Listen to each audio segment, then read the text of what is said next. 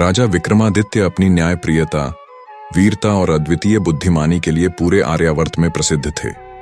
उनके दरबार में हर दिन दूर दूर से लोग न्याय की आस लेकर आते और राजा निष्पक्षता से उनके विवादों को हल करते। लेकिन एक दिन एक वृद्ध ब्राह्मण उनके दरबार में आया, जिसने न केवल विक्रमादित्य को चौंका दिया बल्कि समूचे राज्य को भय के साए में डाल दिया। एक वृद्ध ब्राह्मण कांपती आवाज में बोला, महाराज, हमारे गांव पर एक भयानक संकट आ गया है। एक यक्ष वहां लोगों का जीना मुश्किल कर रहा है। हर पूर्णिमा की रात वह गांव से किसी न किसी व्यक्ति को उठा ले जाता है। कृपा करके हमें इस आपदा से बचाइए। राजा विक्रमादित्य ने तुरंत अपने सबसे वीर सैनिकों को गांव भेजा, लेकिन वे न तो यक्ष को पकड़ पाए और न ही गांव के लापता लोगों का कोई सुराग मिल सका। आखिरकार राजा ने स्वयं इस रहस्य को सुलझाने का निश्चय किया। राजा विक्रमादित्य अकेले जंगल की ओर बढ़े, जहां यक्ष के निवास की बात कही जाती थी।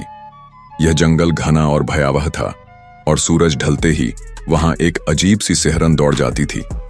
राजा जब वहां पहुंचे तो उन्होंने देखा कि गांव वाले भयभीत होकर अपने घरों में छिपे हुए थे। गांव के मुखिया ने राजा से कहा, महाराज, जो भी इस जंगल में गया वह कभी लौट कर नहीं आया। हमने वर्षों से इस श्राप को झेला है, आप भी लौट जाइए। परंतु राजा विक्रमादित्य ने निडरता से उत्तर दिया, राजा का धर्म है अपने प्रजा की रक्षा करना। मैं जब तक इस समस्या को हल नहीं कर लूंगा तब तक लौटूंगा नहीं। राजा ने पूर्णिमा की रात जंगल के उस वृक्ष के नीचे बिताने का निश्चय किया, जहां यक्ष के प्रकट होने की संभावना थी।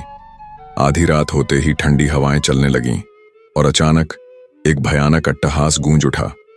राजा ने चारों ओर देखा। अंधकार के बीच से एक विशाल आकृति प्रकट हुई। उसकी आंखें अंगारों की तरह जल रही थीं और उसके शरीर से नीला धुआं निकल रहा था। यक्ष ने गूंजती आवाज में कहा, राजन, यदि तुम्हें अपना जीवन प्रिय है तो तुरंत लौट जाओ, अन्यथा तुम्हें भी उन्हीं लोगों की तरह गायब कर दिया जाएगा।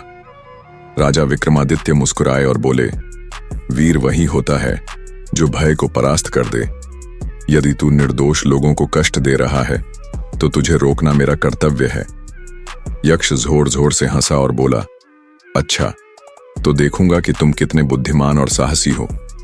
यदि तुम मेरे 3 प्रश्नों का उत्तर दे सके तो मैं तुम्हें और इस गांव को मुक्त कर दूंगा, पर यदि तुम असफल हुए तो तुम्हारी आत्मा भी मेरे वश में हो जाएगी।